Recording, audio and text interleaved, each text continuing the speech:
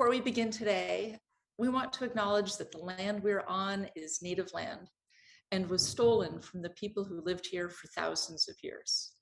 Together, we recognize their unbreakable connections to this land, and we honor the resilience of their ancestors and the hope for future generations.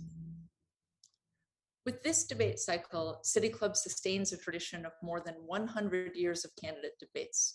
While much has changed, City Club continues to be an independent and nonpartisan community that's committed to providing a space for people to gather and participate in lively conversations about the critical issues confronting our region.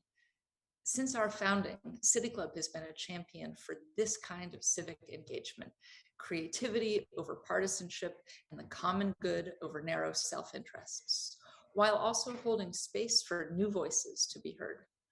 We are building and stewarding an open and inclusive public square where all Oregonians are welcome for the exchange of ideas, discussion, and debate about the issues that matter most in our communities and at the ballot box.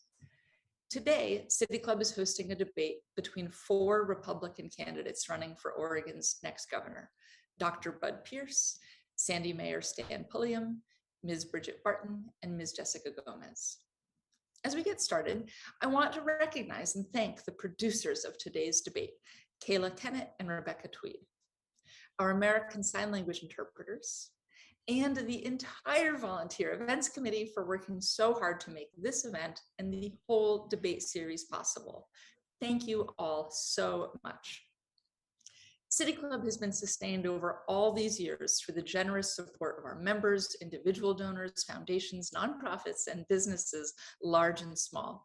And today, we are grateful for the collective support of all of our members and donors.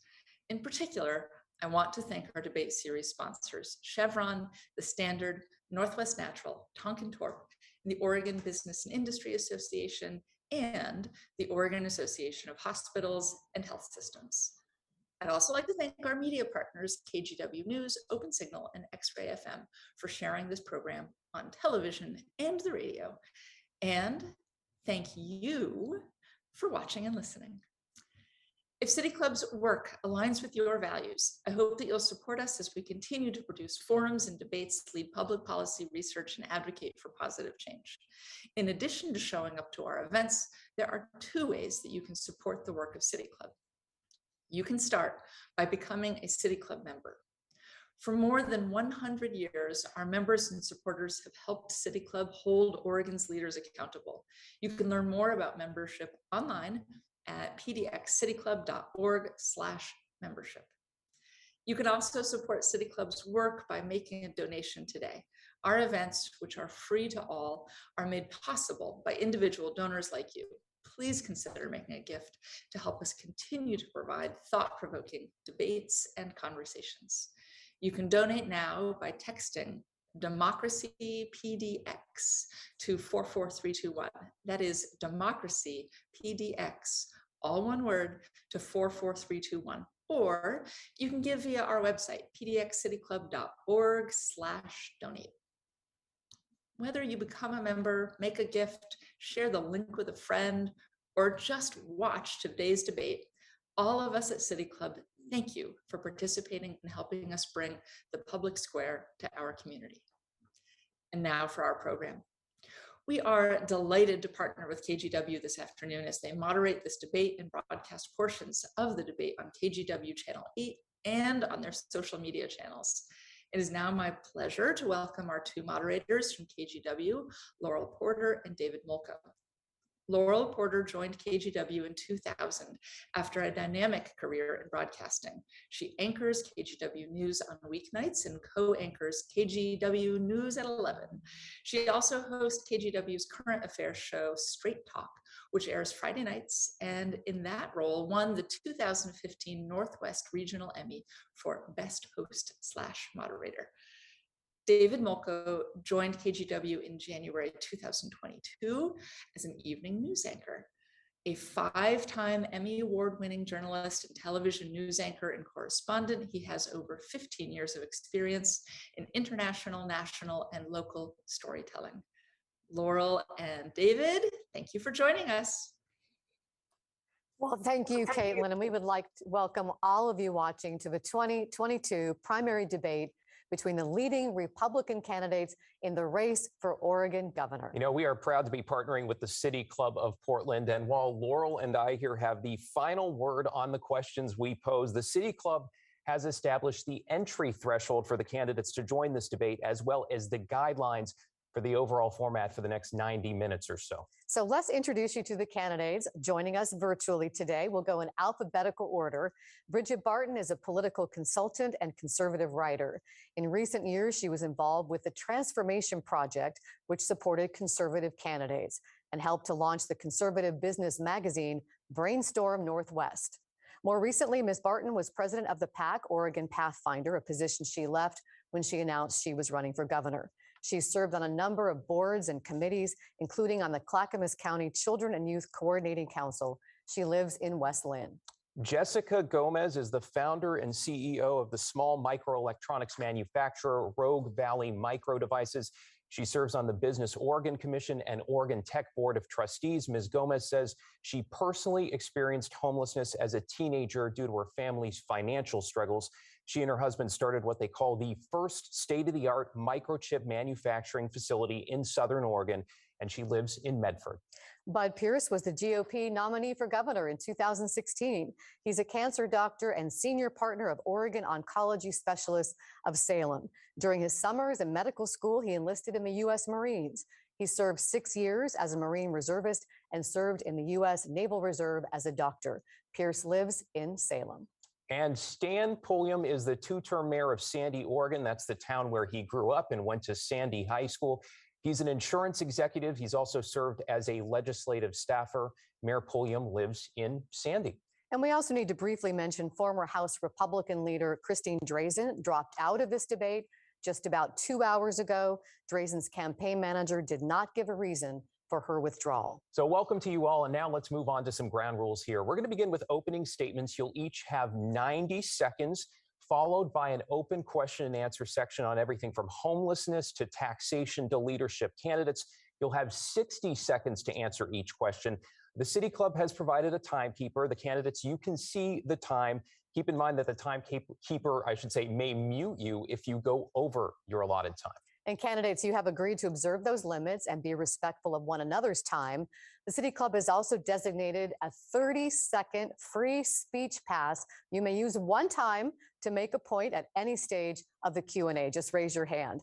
After the main Q&A, we'll have a quick lightning round, followed by a chance for each of you to pose a question to another candidate. And we'll have more details on that a little bit later. And then finally, we're going to wrap up with some questions we have selected from those submitted by City Club members, followed by your closing statements. Then also keep in mind, Laurel and I could jump in at any time in this debate to follow up or ask for responses at any time here. And just one quick note before we get started, you've all agreed to be addressed by your first names as we progress through the debate.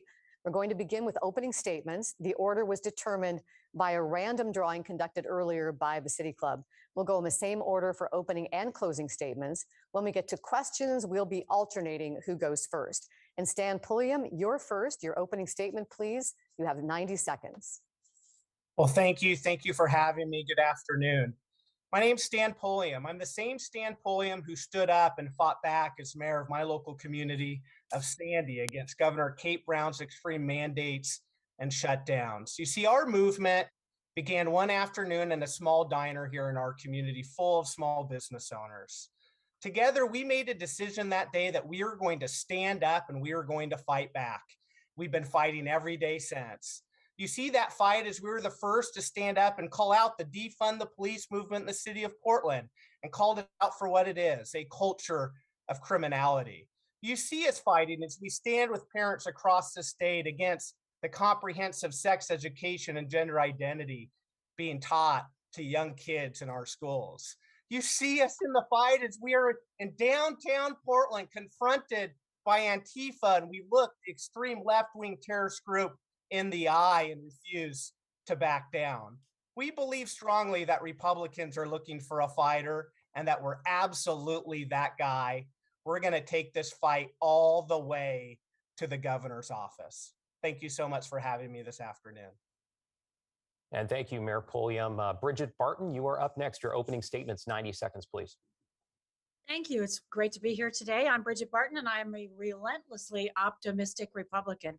I'm also the real Republican outsider in this race. And what I mean by that is I am not a politician. I haven't held political office.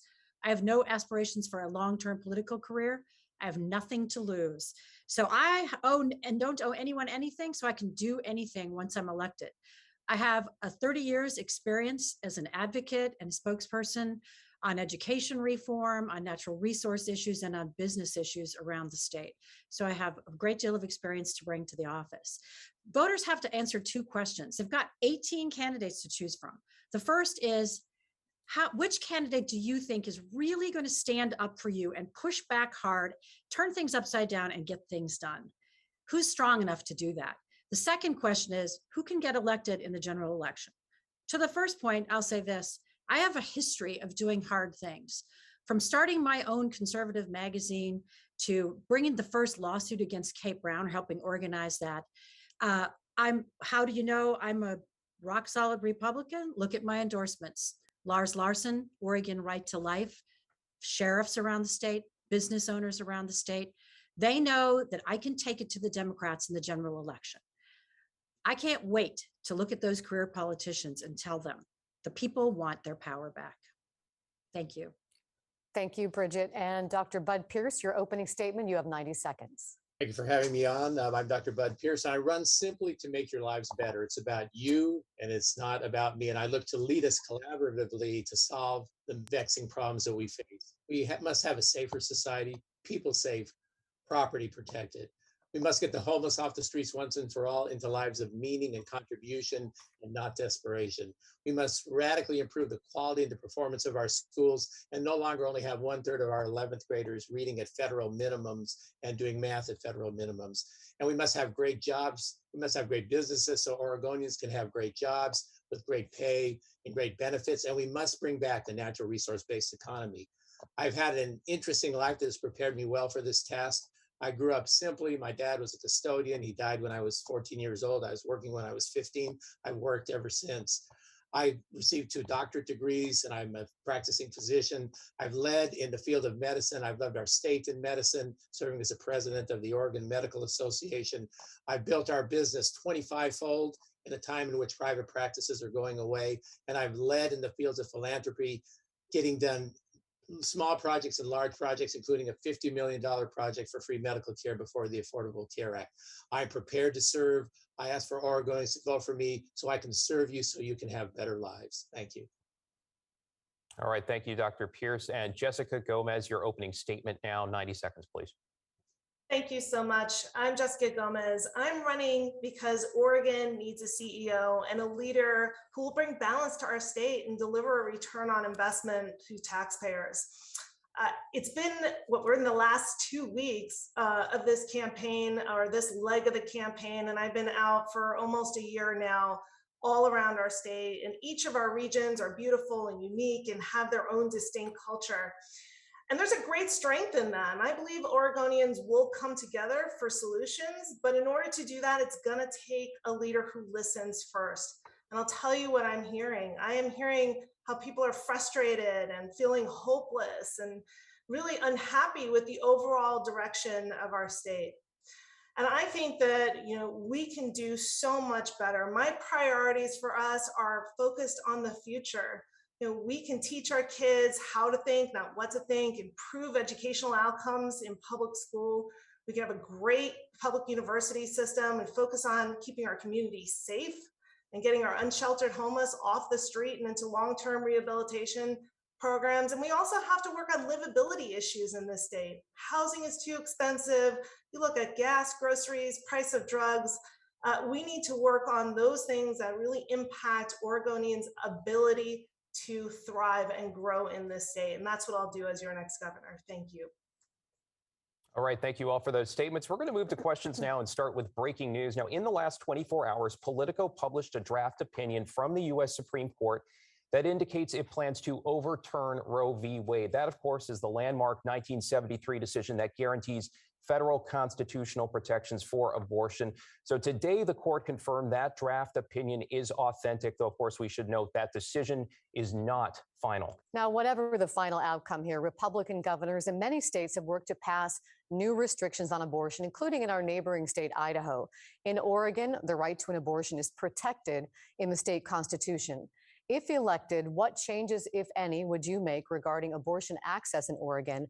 And if Roe v. Wade is overturned, what will your response be as governor? We begin with Jessica Gomez. You'll go first. A reminder, please keep your answers here to 60 seconds. Please go ahead. Thank you. I'm so glad that we're being asked this question right now. I happen to be pro-choice. I believe that that is constitutionally protected right now, and I really urge the Supreme Court to uphold that.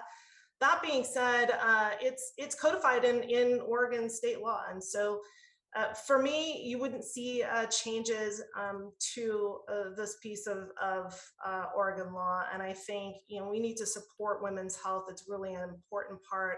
Oregon is pro-choice. I'm pro-choice, and we should remain that way. All right, thank you, Ms. Gomez. Bud Pierce, you're up next. Same question. So I'm pro-life, but I believe in obeying the law. If elected governor, I'm not the law, and I will obey the laws of the United States and of Oregon. My effort will be on to better support pregnant women in their pregnancy, after their children are born, to better support childcare efforts and educational efforts, so no one feels the pressure to have an abortion because they feel like it's too much, too overwhelming to bring a child into the world. That's my answer. Dr. Pierce, I do want to clarify here, though, where you stand. If the Supreme Court overturns Roe v. Wade, would you agree or disagree with that decision? I believe that the Constitution does not protect in the Constitution a right to an abortion. I believe it's up to the states to decide, and Oregon has strong laws that currently protect their rights. So I will obey the law. So you would support that decision. I did want to ask you, because in 2016, when you ran for governor, you were in favor of Oregon's existing abortion policy. Why the flip-flop? Well, it's not really a flip-flop. I was supported by Oregon Right to Life. I'm a man of faith. I went through some trauma with Selma's passing. Re-looked at my faith and the strength of my faith, and came to the conclusion that I'm in my heart and soul pro-life, and so that's where I am. And again, I'll obey the law, the laws of Oregon and of the Constitution of the United States. And again, my effort will be on supporting women who are pregnant so that they'll want to continue their pregnancy if they so desire, and not feel the pressure because it's so difficult to have a child that they'll not want to have the child. And you mentioned your wife Selma's passing, and our condolences to Selma and to you as well. I'll move on to Bridget Barton. If elected, what changes, if any, would you make regarding abortion access in Oregon? And if Roe v. Wade is overturned, what will your response be as governor? So first of all, this was a terrible breach of security and truly an attack on our democracy, on our form of constitutional government. So this was an appalling act by whoever perpetrated it. Most likely this came from the radical leftists, the same people who have driven our state into the ditch with their very fanatical progressive leftist policies and an inability to really solve our real problems. That being said, I would agree with the decision. I am pro-life. Like most people in the state of Oregon, I disagree with the policies we have in place now that allow abortions up to and including the moment of birth, taxpayer-funded abortions, and now millions of dollars allocated for what we are now referring to as abortion vacations for people outside the state to come in here, use our taxpayer dollars for their abortions. Most Oregonians, I believe, don't agree with that. They should elect a pro-life, sensible governor like myself. Well, Bridget, since it is enshrined in the state constitution, what do you think you could do as governor to make any changes? Without legislative approval, clearly nothing. As the governor, I would need the legislature to act first. And as you know, we have super minorities at this moment. We'll see what we get coming forward with a red wave. And just to quickly follow up there, where would you start though? Waiting periods, parental consent? What's your thinking here, Bridget? We have got a long ways to go to push back from where we are. I would try to get rid of those taxpayer funded vacations here to have abortions. I would pull back taxpayer funding for abortions. That would be a goal. And I would try to get back to where most Oregonians that as polled are now, which is only up to the second trimester. No third trimester or at the moment of birth abortions. And that seems to be where most Oregonians are. All right, thank you for that. I just want to point out before we get to you, Mayor Pulliam, that there is no evidence at this moment of where that leak came from, only that the Supreme Court, the Chief Justice there, has directed the court to investigate the matter. So Mayor Pulliam, question to you, same question. Yeah, I sure hope Oregon Right to Life, their board, their funders, their activists are watching this debate. These answers are a complete embarrassment for anyone who's received the Oregon Right to Life endorsement. This is the moment we've been waiting for. This is what all the work, the hard work, and the donations and the activism has been all about. The overturning of Roe versus Wade. So what I say, in my opinions, have not changed. They have not changed from the day before this announcement was revealed to what it is today, which is I will sign any piece of pro-life legislation that comes across my desk. Any piece of pro-life legislation that we can restrict the abortions happening in this state, a state that's essentially become a tourism state for abortion. You can have abortions from conception all the way until the afterbirth of that child. I would sign any restriction that we can have. I think Oregon Right to Life, especially on the heels of the televised debate last week, with the watered down answer from Christine Drazen, where she said she would only veto bills that extended abortion access, as if that's even possible. I think they should relook at their endorsement. Stan, you mentioned Right to Life, the anti-abortion group, Oregon Right to Life, did not endorse you. What's your response? Yeah, I think it's gross, especially now when you consider, when you look at how the other candidates are answering this question, now that it's come true. This is the moment of truth, right? Where are candidates on this issue? I have 100% completed positive pro-life questionnaire in front of Oregon Right to Life. I have a history of activism on this issue. I certainly deserve the endorsement, and I think that they should look at it again. They didn't endorse you, though, because other parts of your life didn't square with what they feel are conservative with their mission? Christian values. Yeah, well, I apologize, Laura, but I don't see any of those things in their mission statement. Their mission statement is about protecting life, the sanctity of life, the life of the unborn, and I'm 120% advocate, for those issues.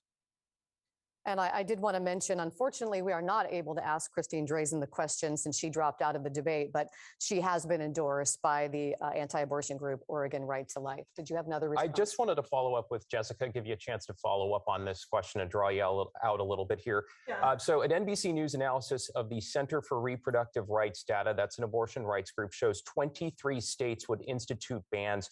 Trigger laws are on the books in 13 of those states. So Jessica, my question is, if Roe v. Wade falls, would you support Oregon as a growing refuge where people from other states could legally obtain abortion, a growing refuge, and to what extent, if so? Yeah, that's a great question. I don't think that we should be paying for other people's health care that don't live in our state. And I know that there was some dollars that were allocated recently for that purpose. I think we're going to see some changes. I don't know what they're going to look like. This decision isn't final yet. But in general, I think that we should keep our funding for healthcare for Oregonians. I would also like to mention too that we have these candidates here have all stated that they're in favor of medical freedom when it comes to masks, vaccines, and it's really inconsistent. And I'd like to point that out. I think this is about bodily autonomy, and I am supportive of medical freedom. That includes abortion, vaccines, and any other procedures that are legally available. So for the record, yes, Bud Pierce, you want to use your free speech pass? So on the pro-life issue, I think those of us on the pro-life view the issue as protecting life, and it's not a medical procedure in our mind, and that's in our view. So that's where the disagreement lies. And society has to move forward and make its decision. On the pro-life side, we're always going to push for life over death, and we don't view an abortion as a medical procedure, and that's the disagreement. And in a civil society, we'll work through our disagreements and live together. But on the pro-life side, we're always going to push hard for life. And Bridget Barton, did you also raise your hand for a free speech pass, or you want to save yours? I think I'll save it. I'll save it.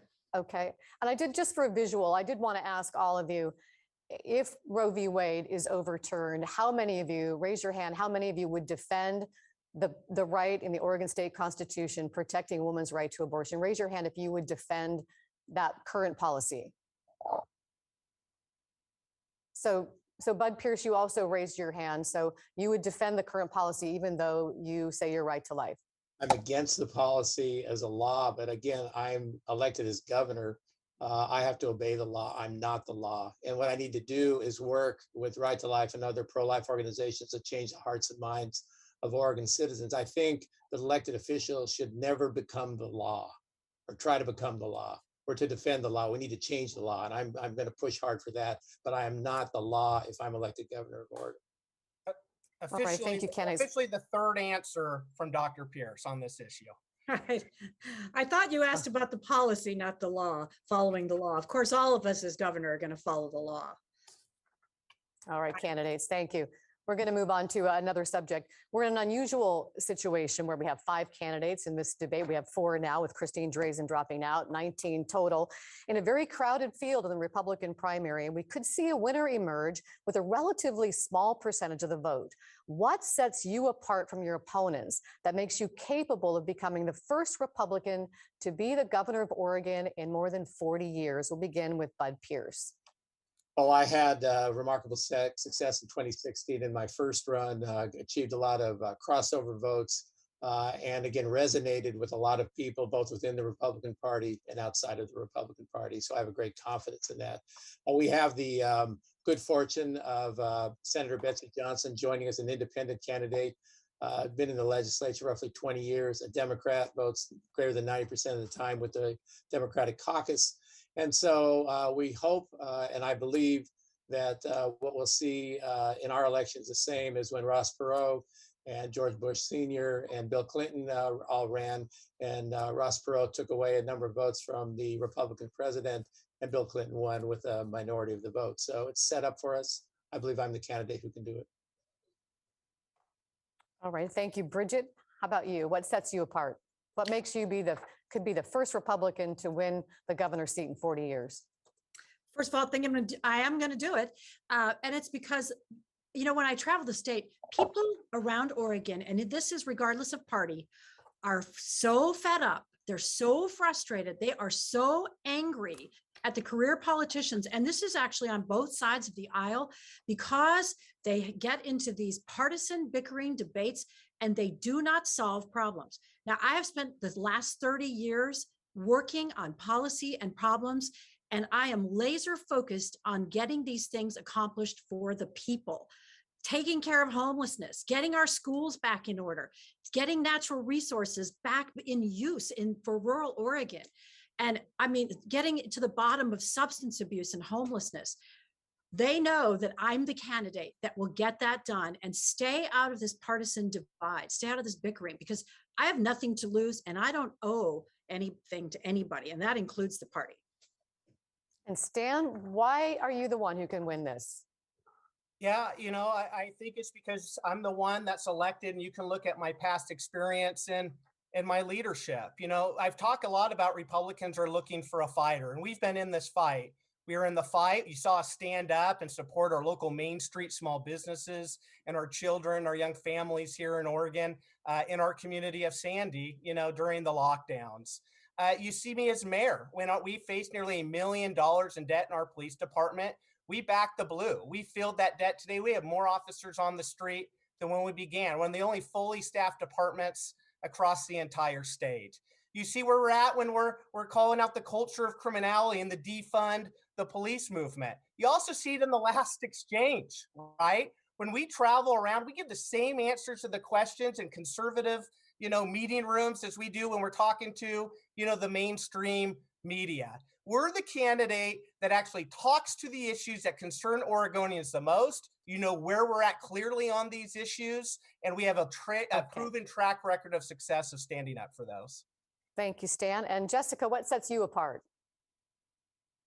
For me, this is all about policy. It's all about leadership. And I have the best policies out of all of our candidates that are up here today. It's also about electability. And you have to have someone that makes it through this primary that is going to be a great general election candidate. I think my business background also sets me apart, and it's going to set me apart in the general election. When you look at who we have potentially running on either side, that's going to be important. Again, that CEO and that leadership ability to build teams and deliver value back to Oregonians is important. And the issues that I'm focusing on are really, they're Oregon issues. They're not partisan issues. Everybody wants great schools. We want a great economy. We have to be able to be globally competitive, and we need to be safe in our communities. And I think that translates really well to the rest of our state. All right, thank you all. Let's move on to taxes now. Former state representative Jules Bailey, a Democrat, recently described Oregon in an interview as a, quote, high tax state with low services, end quote. Stuff is not working, he said, though he used a different word that is not for a family-friendly audience here. Do you agree with that sentiment? How would you fix it? And will you commit today to no new state taxes? Bridget, we'll begin with you. Oh, great. Absolutely. I've said publicly, I would suspend the gas tax immediately. I would commit to signing absolutely no new taxes in the first 4 years and no new regulations as well. We have to get government back down to size. I would say, Oregon state government, to compare it, say, to Colorado, it's about twice as large as it needs to be. The government itself is too big. We are very, very heavily taxed here. We need to give a big breather to business in order to change our reputation nationally and internationally as an anti-business state. When I take office, these signals that I will send out and the appointments I will make and the commitments to no new taxes will send a signal across the world that Oregon is back open for business, welcomes business, and we support our working families across the state. All right, thank you. Stan, same question to you. Yeah, no new taxes, no new regulations. Absolutely will commit to that. And really, it's not working. You think about the Cover Oregon problems that had on the online application of that just a few years back. You think about during times of crisis, during the COVID-19 pandemic, we're closing down businesses, Main Street businesses across the state. Of course, if you're a business owner, there's no greater sense of responsibility that rests on their shoulders than the livelihoods of their employees. It's the middle of the holiday season. It's Christmas. These folks can't even get their unemployment checks. It's broken. And we don't talk enough about the fact that the next governor is going to have the opportunity to appoint hundreds of new agency directors, heads, folks that implement a lot of these policies that we have to deal with on a day-to-day basis. So absolutely, I will look to absolutely clean house. I like to say that we'll reignite the timber industry with all the pink paper we're going to be handing out to state agency heads. We're going to look to clean house because after 40 years of one-party control, absolute power corrupts absolutely, and we'll change that. All right, Jessica Gomez, same question to you. Yeah, absolutely no taxes. We need a breather. We've seen every single legislative session that comes, additional fees, additional taxes. We saw the CAT tax, which is, increase the cost across supply chains for Oregon businesses and has increased the cost of overall living. You think about, the cost of pharmaceutical drugs and our seniors that are struggling to be able to afford pharmaceutical drugs in the state, along with the price of gas and what we see in inflation, which is, I think, it's compounded by the decisions that we made in Oregon. The thing is really, what do we do about it? And I think as governor, you've got to veto anything that really raises the cost of groceries, gas, food, drugs. And then, we really need to work on changing the culture around delivery. Oregon needs to be a state that can deliver services appropriately, and we are not capable right now. We see the results of that. And finally here, Dr. Pierce. And no new taxes. We're in a highly regulatory environment. Our medical practice is approaching $150 million in gross revenue, so we're a pretty big business, and about a third of our effort is spent in regulation and red tape, and that's throughout all our industries, and that really, really has to stop. One of the interests I have is in property tax reform. It hasn't been brought up. I'm aware of our situation that many very affluent nonprofits don't pay property taxes because of their nonprofit status. That includes large insurance companies, major medical centers and such. And what I would like to do in terms of cutting taxes is to have major property tax reform in which those who have plenty of resources and are brought into the system. And by doing that, we can probably lower our individual homeowners' property taxes by about 1/3. So I'll be pushing really, really hard for that. And we also need to have some impact on land use planning. We lost $100 billion in Intel investment because we didn't have land to build factories. We need to change that. All right, thank you, Bud. We're going to move to crime now. There have been more than 483 confirmed shootings in Portland so far this year and 32 shooting homicides. Do you feel safe walking through downtown Portland? And what specific steps will you take as governor to address safe streets and gun violence? And we'll begin with Stan Pulliam for this one. Do I feel safe? I couldn't even go to downtown Portland on Saturday for a campaign meeting without being confronted by Antifa. We called the police. It was over, almost 20 minutes until someone answered the phone. You're right across the street, from their precinct there. Nobody responded. So absolutely don't feel safe. I also want to kind of, push back on gun violence. This isn't a gun problem. These guns aren't just walking around and shooting themselves. We have problems. We have a culture of criminality. In the 70s, we had 30 officers per 100,000 people. That number today is 8. We have proposals to triple the size, of the state police. But we've decriminalized hard drugs, in this state. We've basically created a marketplace for folks to buy and sell hard drugs, and then we allowed the cartels to come through and to fill the vacuum. And we wonder why we have all the gang violence and problems going on the street, exacerbating our homelessness and everything else. So we have strong proposals to address it. And absolutely, I don't feel safe walking around the city of Portland, and that's going to change under a Pulliam administration. And we should say Portland police have said they are investigating the incident that you mentioned. Jessica Gomez, your answer to that question. Yeah, I have a friend that is giving me access to a little place in downtown Portland, and it really depends on where you are, and that's just like any other city. However, we have a significant issue with public safety, and it's not just Portland, it's in other parts of our state. So what are we going to do about that? And I think we need to, if we're talking specifically about Portland, we've got to start with cleaning up that downtown area, getting rid of the blight, getting homeless off the street and into rehabilitation programs, and preparing that city for reinvestment, right? Because if we want businesses to come back, we have to send the signal that we're stable and we're safe. It's absolutely vital. There are lots of people, no matter what community you live in, you should feel safe in your community. And I think it starts with bringing about the pride in where you live. People want to feel proud about their city. We can get back to that, and we will under my leadership. Thank you, Jessica. Bud? Yeah, definitely not safe. My late wife and I purchased a second home in Pearl 14 years ago. You could walk all over the place any time of day and night, felt safe. Now you don't feel safe at all in many times.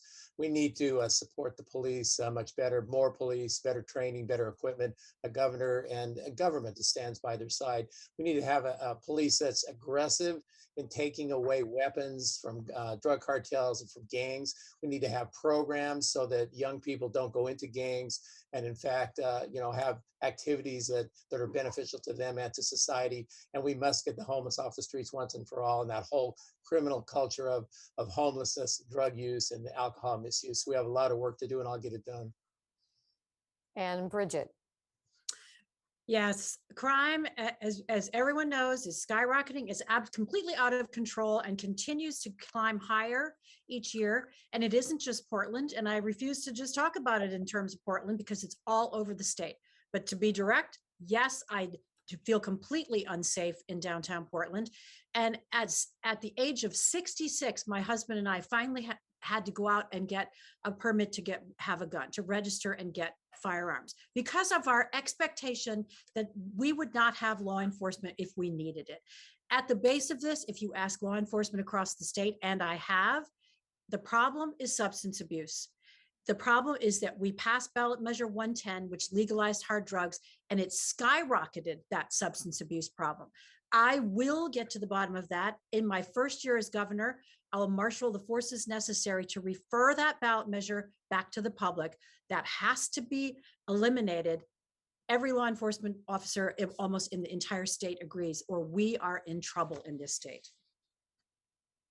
All right, thank you, Bridget. We're going to move on. Dr. Pierce mentioned it briefly to homelessness, and they are linked.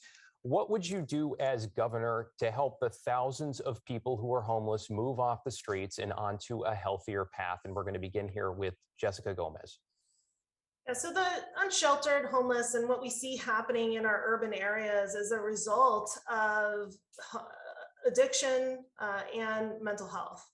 And so the question is, what do we do about that? And in this state, we're like #1 in addiction and almost number 50 in actual services that people have access to. And if you talk to police officers, this is taking up about 15 to 30% of their time. They're trying to work with people that are in crisis on our streets. And there's really only two options. They can take them to the emergency room or they can take them to jail. So we need infrastructure. And so the plan that I have is based after the elderly care model. It's 3 levels of care. It's community-based. First level is where you would have, let's say, your memory care patients. Then you would have assisted living and independent living. And we need to start with our people that are struggling with addiction and mental health that are unsheltered and start them with the most secure level of care and get them healthy and stabilized. And then we got to make it so that we're not seeing people camping on our streets, and we have to say no to that. And that's your time here. Bud, same question to you here. So declare a substance use disorder and a homeless emergency to get government all on the same page. Shelters have to be available for every homeless person living on the street. That begins to address alcoholism, drug addiction, mental illness, begin to prepare people to re-enter the mainstream culture, to have lives of contribution and not desperation. Individuals, this is voluntary, but if people don't want to participate or won't end up back on the street, then they will be breaking the law. It's illegal to camp and live on the streets and in the parks along the riverbanks. At that point in time, their choice will be a locked shelter or some form of incarceration until they will participate in improving their lives, bettering their lives, or they find private accommodation, but no living on the streets. All right, thank you. I just want to address briefly before we get to Bridget and Stan, and we will get to you. You both touched on addiction. Of course, this impacts people from all walks of life, families, teens, and seniors. Federal data shows Oregon is the worst in the nation per capita when it comes to illegal substance abuse. We are also worst in the country per capita for access to treatment. So experts who work in this area give us a grade F on addiction treatment. I'm going to move this over to Bridget. You mentioned Measure 110, of course. Give me a sense of where you stand either on fixing our broken addiction system or on homelessness here. Your choice. I'll do both. Your stats show this has been an abysmal failure, our homeless policy, and our career politicians should be ashamed. So I bring some unique experience and expertise. I understand this at a gut level and at an intellectual level because I'm 40 years in recovery. When I stopped drinking at 28, I was a chronic round-the-clock alcoholic. I understand at this very deep level, what we are doing is backwards. We do not have a homeless problem. We primarily have a substance abuse problem on our streets. And we are enabling these people to commit slow suicide. This is not compassionate. It is absolutely inhumane. I would set up a database. I would then go to low barrier homeless shelters that would push these people off the street and at least get a roof over their head, then reallocate all this housing money back to treatment. We need to turn the housing first model on its head. I'll tell you what, we have created a homeless industrial complex, and I will put an end to it, and I will get the homeless off the street and get the problem solved. And that's time there. Stan, same question on homelessness or on fixing our treatment issues and access to addiction treatment. Yeah, former Portland Mayor Bud Clark, he had a 3-prong approach. The first is to provide help to those who want it. The second, to be firm with those who don't, and to create and foster safe and livable communities where small business and neighbors can thrive. And what you just heard is all the candidates talk about that first prong approach, providing help to those who want it. And they talk about wraparound services, multi-layered tier, mental health, drug prevention. And we need all of those things. But we're the only candidate who's focusing any attention on that second prong, being firm with those who don't. And it's not people who want care and assistance who are stealing these catalytic converters and creating this crime all over the state. We have a proposal to house an alternative location under that Ninth Circuit ruling on Port of Portland property. We can have property there that we house folks. And then we have our own police security firm as Port of Portland. As governor, we appoint the next commissioner. We can get security beefed up there. And when those folks break the rules in the law, they go to jail. We're also have proposals to triple the size of the state police, but we're going to be firm with Dan, those. that's your time. I'm going to jump in here, but I just want to draw you up briefly, maybe 10 or 15 seconds. You mentioned Portland city property. How, as governor, are you going to do that? How are you going to work with city officials who may not agree with your plan or be vehemently opposed to that? Well, that's what leadership is about. Leadership is getting people on the same page to get them to agree that your goals are not to hurt people, they're to help people. And we must take a different approach and a different stand. So leadership is about getting people to come along, agree on an idea, and then executing a plan. That's what my life's been about. And I have confidence I can do it. And Bud, same question to Stan, actually. Sorry, with the connection and the virtual delay, sometimes it's a bit tough. So Stan, how would you work with the city of Portland to implement that kind of plan? Well, actually, just a couple of weeks after we put together our plan, Sam Adams actually had a plan that was very similar to ours, copying our plan. Unfortunately, what we saw is they couldn't muster the local, support to be able to put that into place. That's exactly why it needs to be done at the state level. That's why we need to use state resources to do it. That's why we need to use Port of Portland property, and we need to enforce our rules. So if the city of Portland's not willing to stand up as our next governor, we certainly will. It's a big reason why we're looking to triple the size of the state police. We're also looking to deputize a small portion of the state police as U.S. Marshals. That way, when they arrest folks, for breaking federal crimes, those folks go in the federal judiciary, into the federal. All right, I'm just going to wrap you up there because we've got to move on in the interest of time here, but thank you. I did want to revisit something that Bud said that I want to clarify. Did you say that you would incarcerate or jail people who were homeless who wouldn't move off the street into shelters? No, I would say if they were breaking, I would say if they're breaking the law after having access to a shelter and voluntary programs to help themselves, and then insisted on going back on the streets and living there or in the parks, in my mind, they're breaking the law and there has to be a penalty. I think an appropriate penalty is to move them off the streets and into some form of a locked shelter incarceration. I would do that. It's not breaking the law to be poor or mentally ill or drug addicted. It's against the law to live on the streets when you have an alternative that is there to serve you. So if they don't take you up on the alternative to go to a shelter, you think that it's okay to put them in jail? For a period of time, I think that is correct. Thank you, Bud. I want to move on to the pandemic and what you would have done differently from Governor Brown with COVID, including school closures and how the Oregon Health Authority responded to that crisis. What would you have done differently, Jessica?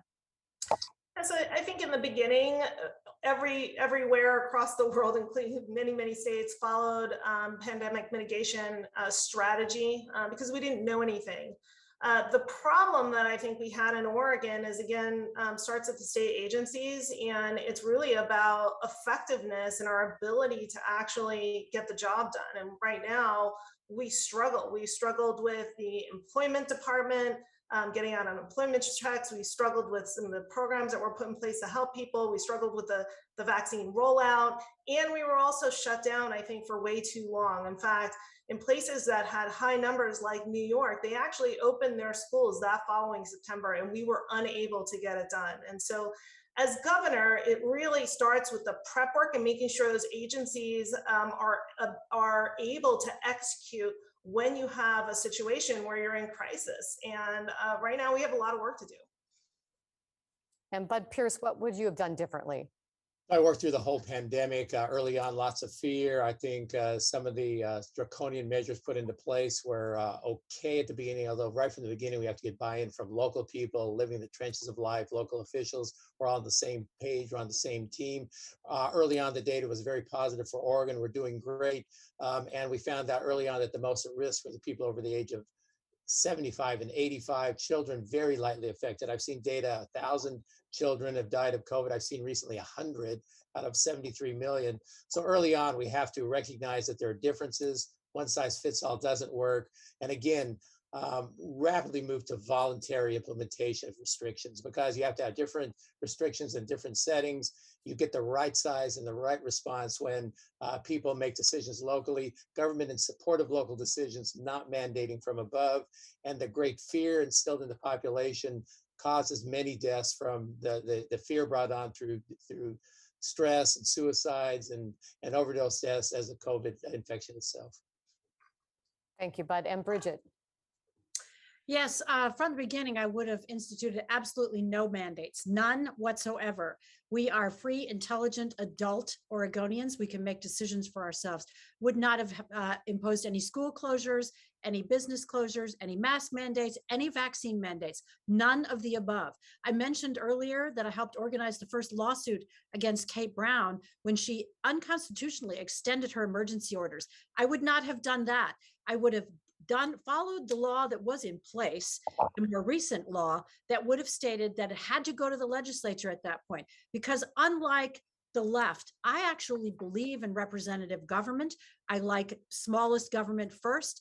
And I agree with what Bud said. You would need to go county by county to, even as governor, to help the counties, because these problems were different in different areas, but no mandates ever. And our hospitals wouldn't be in the mess that they're in if they hadn't terminated all those first responders. That was an appalling act. Bridget, thank you. And Stan.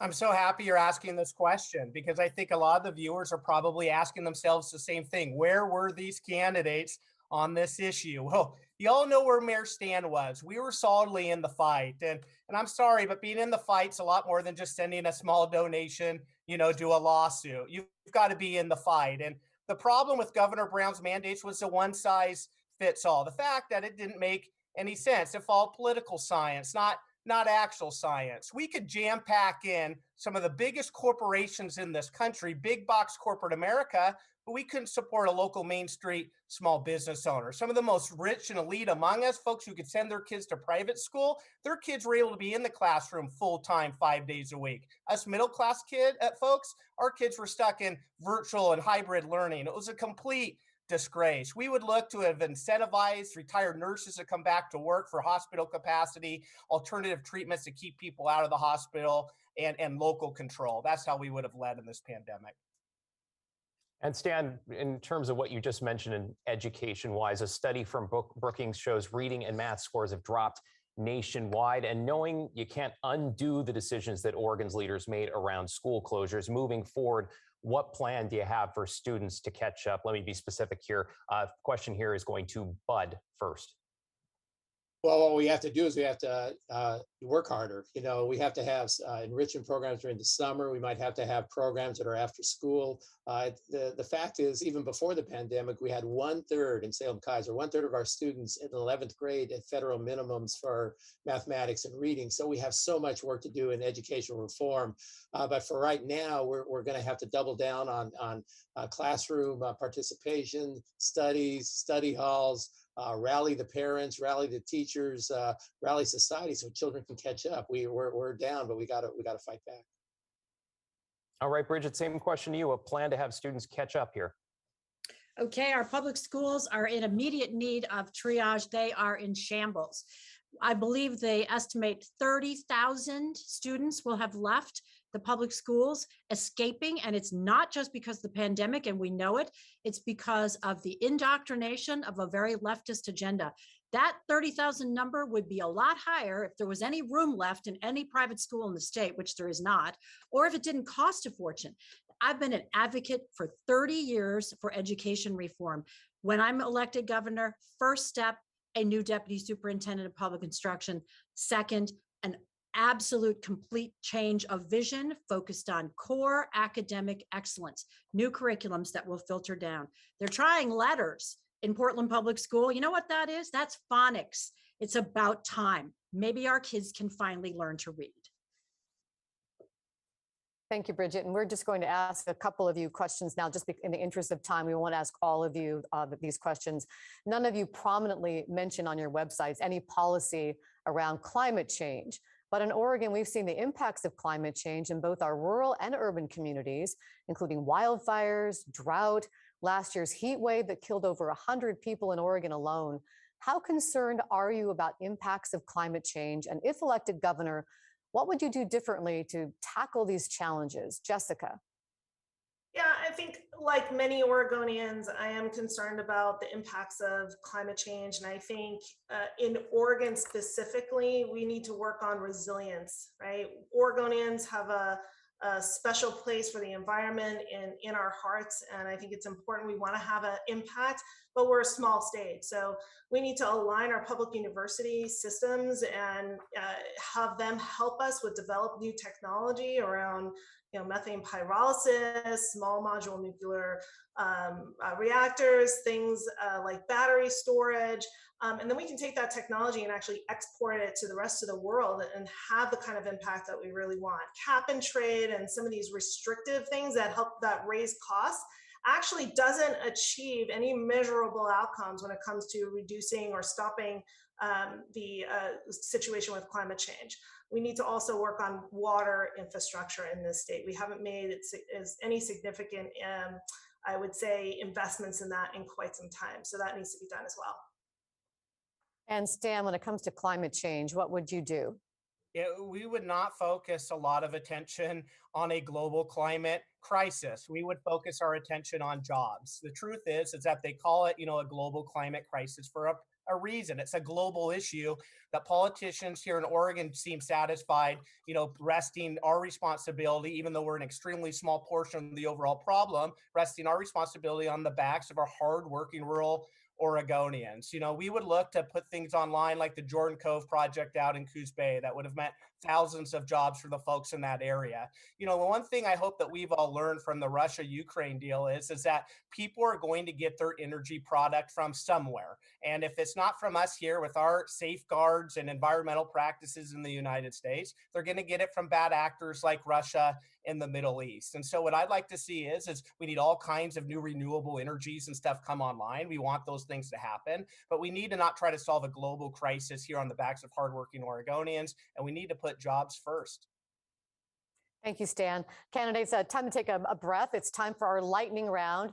And in this section, we ask you to keep your responses to no more than a word or a phrase. And in the interest of time, we may not ask all 5 of you each of these questions, but I will ask all 5 of you this question. Was Joe Biden legitimately elected president? Stan? No. Bridget? No one knows. That's the problem. Bud Pierce? He's the president. So you think he was elected legitimately? At the Electoral College, yes, he's the president. And Jessica? Yes. And what is one word you would use to describe former President Trump? Jessica? One word? Or phrase? There are so many. I don't know if I could boil that down to one word. How about a phrase? Pass on that one. Okay, Bud Pierce. His own man. Bridget? Drained the swamp. And Stan? Fighter. All right. Do you ever see a time you would reimpose a mask mandate? Stan? Nope. Bridget? Never. Bud? No, ineffective. And Jessica? No. Next question. Would you repeal the commercial activity tax? Jessica? I think we should give it a shot. Yes. Bud Pierce? Yes, if given the power. Bridget? Yes, in a minute if I could. And Stan? Actually, a sales tax. Yes. Looking at the most recent legislative session, is there a bill that you would have vetoed if you'd been governor? And if so, which one? Stan? Most of them, but definitely some of the gun legislation that came through, especially the one that says, let me get my gun out of the lock, stop intruder, please don't hurt me. Bud Pierce? I agree with that. Second Amendment is so important to protect with veto gun legislation. Jessica? I would have vetoed that one also. I also wasn't in favor in the overtime legislation for agricultural workers. I think that really hurts the actual workers and these small farms that are really struggling to provide a living wage for people. So just a word or a phrase here, guys. Just a word or a phrase. The lightning round. Keep it short. And Bridget. Long list, but the gun bill. Okay. And all of the final design options for the I-5 bridge replacement include light rail. Would you support an I-5 bridge with light rail, Bridget? Absolutely not. Jessica?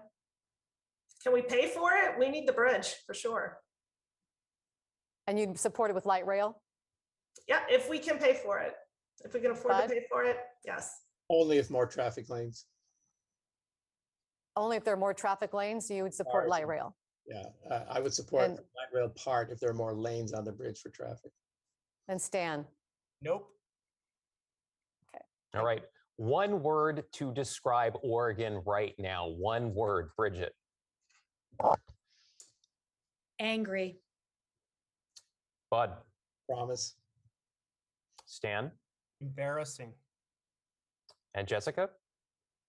Potential. And now, what is your vision as governor in, again, just one word here, Stan?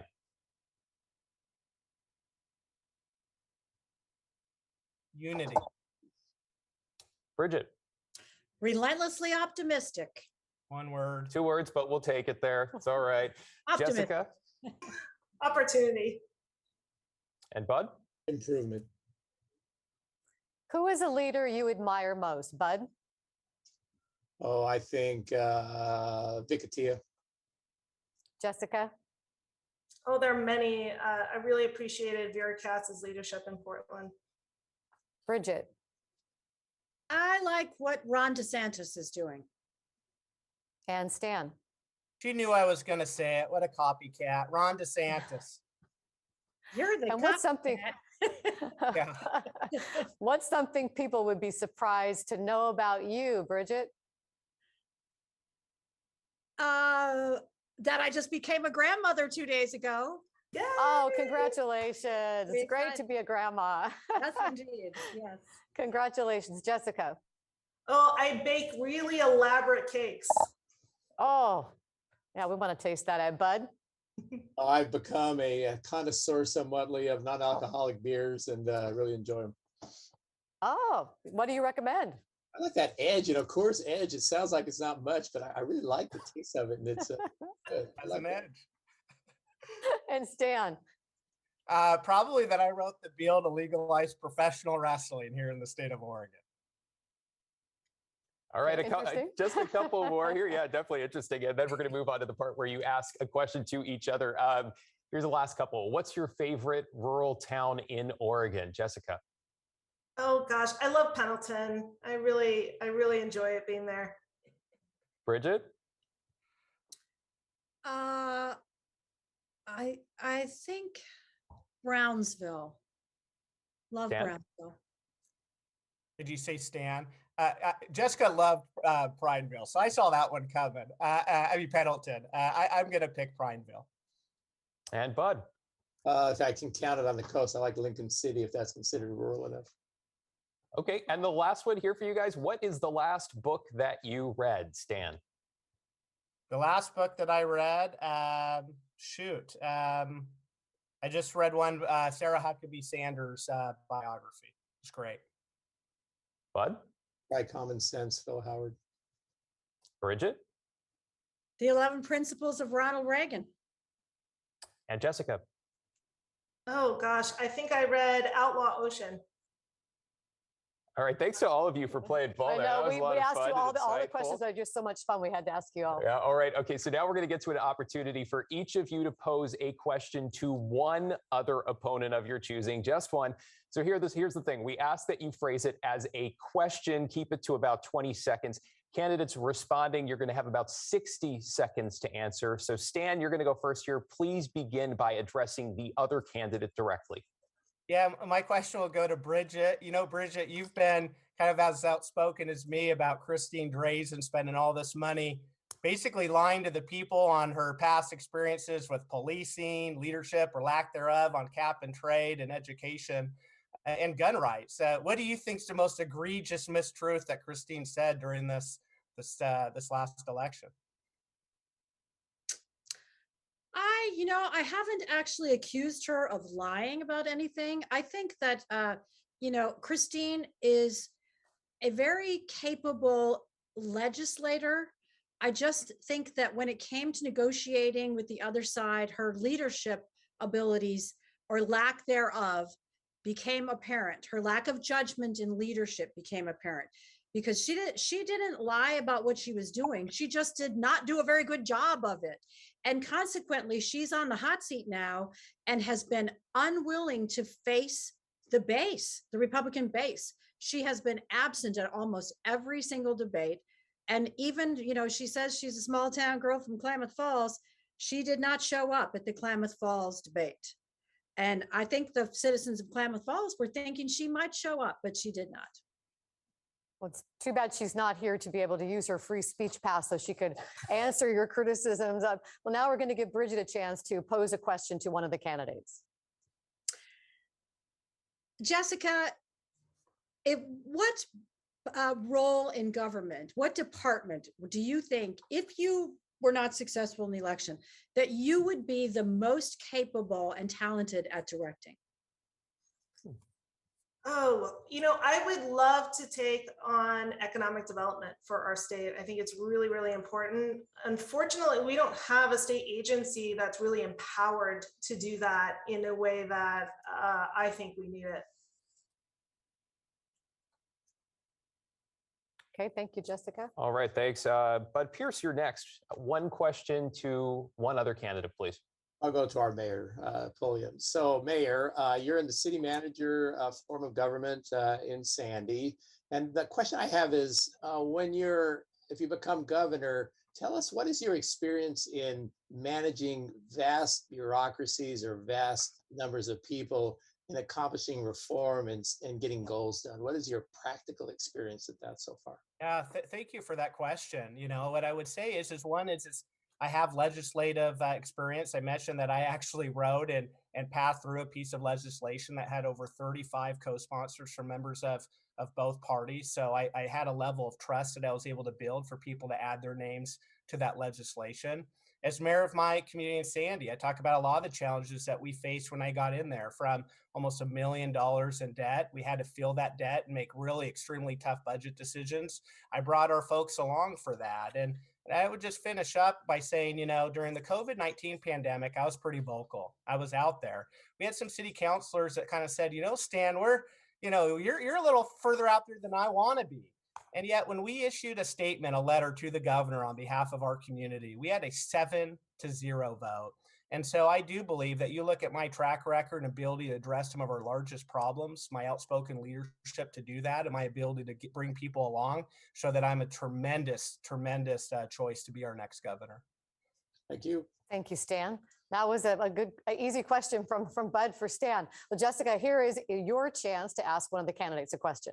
Yeah, my question is for Bud. Bud, we see these huge increases in healthcare premiums, especially in private insurance. What is your plan for helping to bring down the cost of that for Oregonians? That's horrendous, awful. And 1/3 of our dollars are spent currently on process, paperwork, red tape. That needs to go down to about 5%. That's much of that's driven by government, both state government and federal government. Lots of work to be done. Tremendous variety in primary care services are needed so that we can create a healthy population, not one based on treating advanced illness. And we really need to free that up. We have too many monopolies. We need to have transparency in pricing. There's laws in that. They're being not followed in any way. And there's way too much opacity in the healthcare delivery system. When drugs go generic, pharma can no longer manipulate the situation and stave off generic competition. So there's just a whole range of options that actually I'm well in tune with, and that would be a major part of my effort as governor of Oregon. Thank you.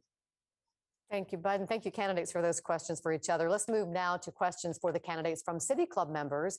David and I reviewed and selected these from among those submitted. Some may be slightly edited for brevity and clarity. And candidates, a reminder, in this section, you're asked to keep your responses to 60 seconds or less. And the more succinct your responses, the more questions we can get to. And just a reminder, free speech passes, I'm looking at them here. Stan, Bridget, and Jessica, you still have that 30 seconds here. So if we don't ask you this question, you want to answer it, please raise your hand. So let's begin with a question from Amy, who writes, Portland has really been struggling reputationally, which impacts Oregon and its whole economy. What will you do to help Portland bounce back from the issues it's dealt with over the last 2 years and to help it become a more attractive place to live, work, and visit? I'll start with Jessica here. Yeah, thank you for that question. Or if Portland isn't successful, we're not going to have a successful Oregon. It's the window, the door to our state. It's what people think of when they think of Oregon. And so we've got to deal with the safety issues that we talked about that earlier. It's really, really important. We have to prepare that downtown area for reinvestment.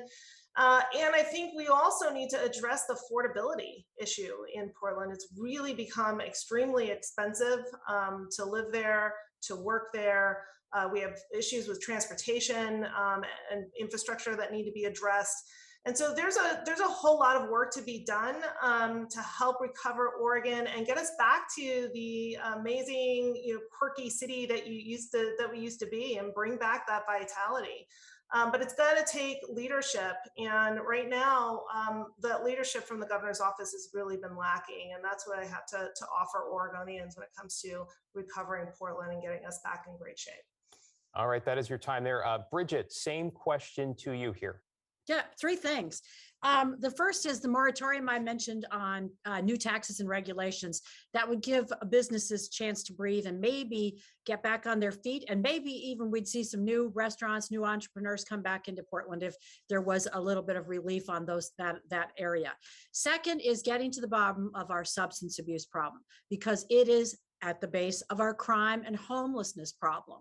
And the third thing is grabbing that bully pulpit and saying loud and clear across the state and across the country and around the world that Portland and the state of Oregon have turned over a new leaf, and that we are now welcoming and open to business, that we are going to value safe streets so that you can come here, you can visit, you can start a business here, and people will get back to Portland. Thank you, Bridget. In the interest of time, we'll just ask a couple of you these questions. Bud Pierce, I'm going to ask you this question from Michael from City Club. How prepared do you think Oregon is for the next recession?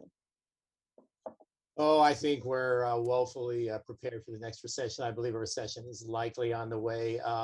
Right now, it's time to do everything possible to ensure the delivery of goods and services and unclog the blocks in supply chains. It's time to actually cut back on regulations to prevent businesses from starting and growing. I know we have a labor shortage, but when we go into recession, that labor shortage can go away pretty quickly. And again, it's time to think about lowering our taxes and making government services much more affordable, so that when tax revenues invariably fall, we're not facing the conundrum of needing to raise taxes during a recession. So I think it's coming. I think we need to start taking these practical steps. Thank you, Bud. And Stan, how prepared do you think Oregon is for the next recession? Yeah, not at all. You think about just the delivering of services like Bud mentioned. I'd mentioned the unemployment insurance and everything else. We just don't have our government operations that are ready to go. You'd think about how we need to revitalize, business and business development. The fact that we had that Jordan Cove pipeline project that extreme environmentalists stood in the way of, that would have created the largest deep sea port, between San Francisco and Tacoma, Washington. You talk about the need to move goods and get those things moving. That has to occur. Additionally, we've got to create safe communities and safe downtown cores like the city of Portland.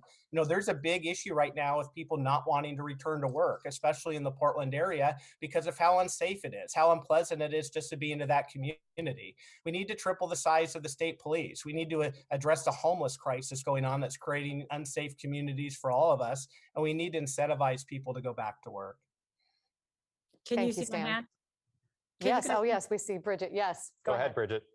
I want to speak up on this one, because I think there's a good case to be made that in rural Oregon, they are already in recession and have been for the better part of this last decade.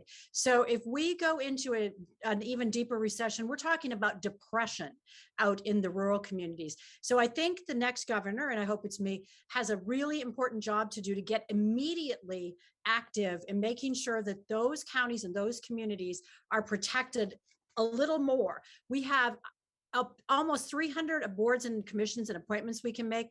Those seats have to be filled by people from those communities so that they have a voice and can tell us what they need to stay alive, to keep their citizens afloat. And that is time there. Thank you very much. Okay, as a preface to our next question, this year's governor race expected to break records when it comes to campaign spending. Some candidates already spending over $1 million on TV ads. So with that in mind, Debbie asks, what are your thoughts on campaign finance reform? And as moderators, we're going to add, if you support reform, where should limits be set? Let's start with Stan here. Yeah, I do not support any reforms. I think we have a wonderful system here in Oregon. It's completely transparent. I'm someone that's just a middle-class guy from a small community. It's raised over $1 million from over 2,000 individual contributors, average donation size under $300. You juxtapose that with folks who have received, from PACs that are third-party money and transferred large sums of money into their account. We have folks here whose personal corporations have received, PPP funds from the federal government, and then they've turned around and self-funded, their own campaign. So I think we got to be careful when we say that about campaign finance, whether we're for or against it. There are folks that have turned around and decided to basically use taxpayer funds, to turn around and then, fund their own personal political ambitions. And I think that's wrong. So I believe we need a system where people can engage in our political process, but we're fully transparent about it. Bridget, same question quickly to you. If you support reform, where should limits be set? I also do, oddly, the two of us who have raised our own money don't support it. It is true that two of the candidates in the race have primarily self-funded with their own money. Nonetheless, I have also been able to raise, I think, 1.2 million at this point, just from outside contributions. And a lot of Oregonians don't even realize we have one of the most transparent campaign finance systems in the country. You can go onto Orstar and look up where every single donation came from and where every single expense was made for every one of the candidates sitting here. So if you want to know, you can go see. Now, that being said, I agree. Get the money wherever you can get it, and let's all compete. Let's get out there. If you're a good candidate, you should be able to raise money. And we're seeing that has been the case. Bridget, both you and Stan said that it's completely transparent, but aren't there a lot of PACs with dark money? Didn't you head up one of those PACs that has dark money? It's not a PAC that has the so-called dark money, which is as bright as day. It is actually it is a nonprofit. And it is funded by a single person, and his name is Hank Swigert. And we have been transparent about that from the day it was formed, and has no other funding. So it is not dark money. Dark money can come into the campaigns. That is true if it comes in from those sources. But most of the funding that comes in, if you're interested in where it comes from, you can find out. And if anybody wants to know where my so-called dark money, I call it bright money, came from, it's from Hank Swigert. Yes, Stan. Yeah, You're raising your hand for a free speech pass. I am. The truth is, if you go online and look up the contributors to Oregon Pathfinder, you can't find them, right? You just got to take Bridget's word for it. Additionally, on top of that is Bridget, when she ran for the state legislature, she said she was running on a pro-campaign finance, reform agenda. All of a sudden now we've got dark money coming from the hundreds of thousands of dollars from a PAC she says she controls. She says she's an outsider in this race, even though she's been running for the legislature in position for decades now, and been around politics to the point where she runs and controls a dark money PAC. I'm not quite sure how all that adds up. Can I answer to that? Since it's let me just pass. Since it's false. Yeah, I think we'll let you answer briefly, Bridget. Okay. I ran for the legislature in 1992 and 96, is 30 years ago. And I have signed off before I started running from both the PAC and the nonprofit that I managed. So running for office for 30 years now. No, not running for office for 30 years. Been around politics for 30 years now. Absolutely. As an advocate and a spokesperson, I have vast networks and more experience than you do. You're outsider, ladies and gentlemen. That's right. Thank you, both candidates. But I think, Stan, when you said truly transparent, it doesn't sound like it is when it comes to campaign finance. But let me move on to Darlene's question from City Club. What will you do to build a sense of community that includes all Oregonians? Jessica. I think we're pretty divided right now in a lot of ways, Oregon, between rural and urban, between right and left. And again, we got to have a leader who's going to help bring people together. And I will do that by focusing on the issues that really matter in everyday life. Like I said, the cost of living here, healthcare premiums, cost of gas, groceries, prescription drugs, the cost of housing. We've got to have more available housing in this state. We're really at crisis levels. We have some of the least available housing out of all 50 states. So we have a lot of building to do. We have a beautiful state. People want to live here. People want to have that opportunity. And that's what my campaign is about. It's about opportunity. It's about freedom. It's about making sure that we have an environment where all Oregonians can thrive. And Bud, what would you do to build a sense of community that includes all Oregonians? I'm a leader and a person who loves all people. I have a great love of humanity. I've seen many tens of thousands of patients in all forms of their illness, with cancer and other serious illnesses. I've been trained to know that people are equal and that they all have value and they all have equal value. And so I take that approach going forward. You know, after the Ferguson, Missouri events with all the racial hatred, I actually reached out to my NAACP. I've become a board member of a charitable arm that raises money for scholarships for children of color. Tomorrow night, I'll be at the Oregon League of Minority Voters celebration, an organization that I've been co-chair of to encourage people of color to vote. So I'm just a person who loves people and wants everyone to be successful, not one group over the other. And if you elect a person like me, I will look out for every Oregonian, because that's what I do every day of my life.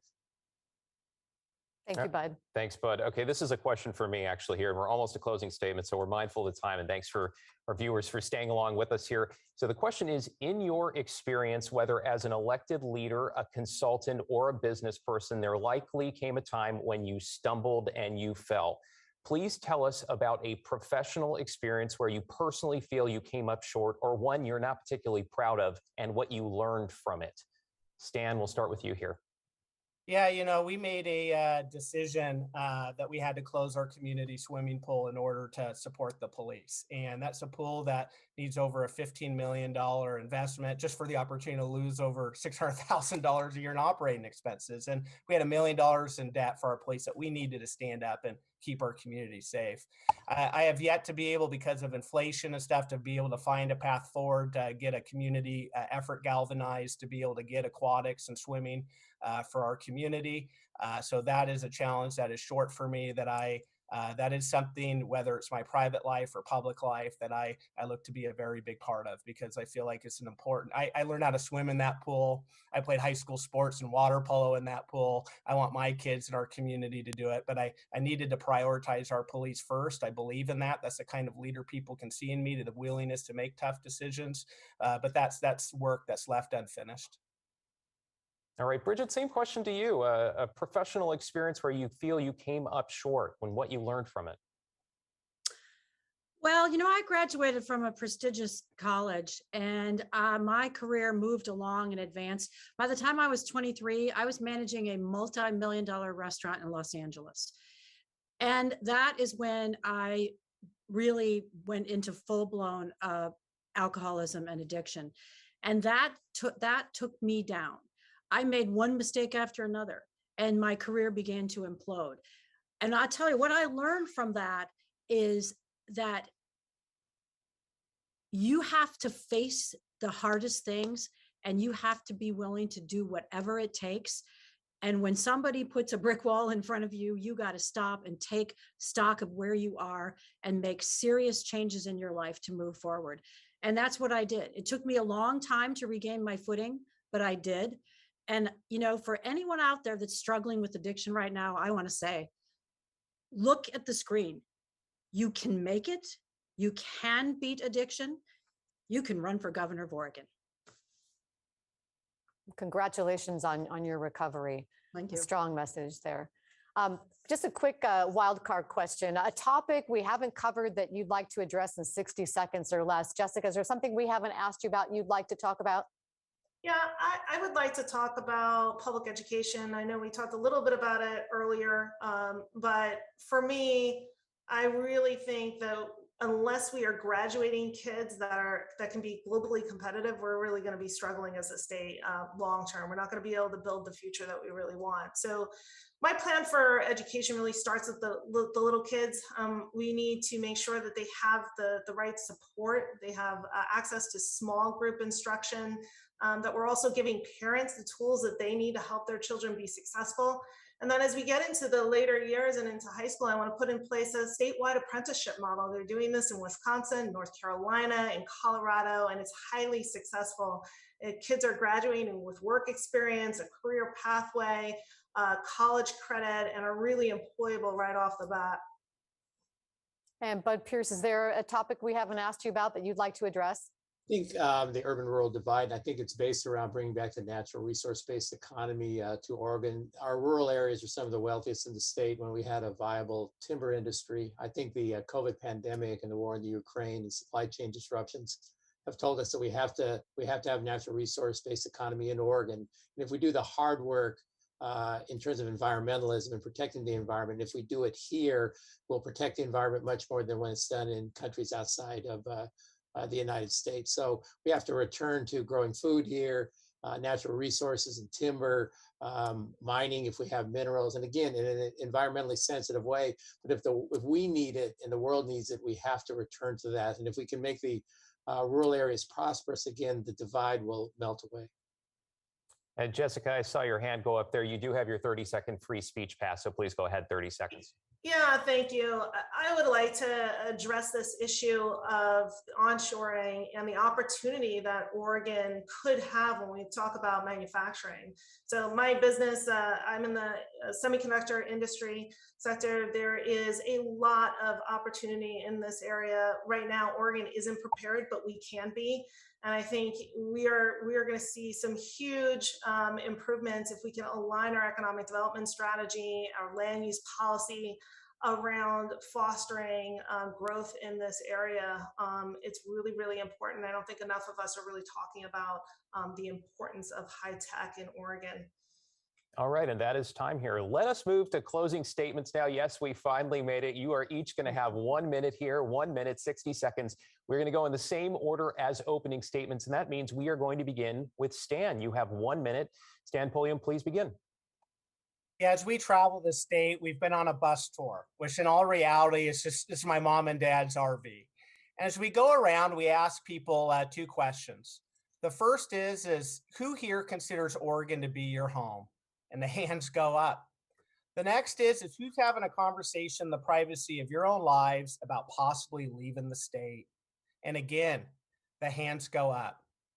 Folks, these are the stakes of this next election. And I talk a lot about the fact that Republicans are looking for a fighter and that we've been in that fight. The other question the Republicans need to ask themselves is who do you want to see in the fall standing there on the debate stage and taking the fight to big public employee backed Tina Kotek and big corporate fat cat backed Betsy Johnson? We'll take this fight to them, and we'll take this fight all the way to the governor's office in November. We humbly ask you for your vote in this May primary election. We would be honored to serve as a Republican nominee. Thank you. Thank you, Stan. Bridget Barton, you have 1 minute. Thanks. So I'm Bridget Barton, and as I said before, I'm relentlessly optimistic about Oregon. I'm still here fighting, and I am the real Republican outsider.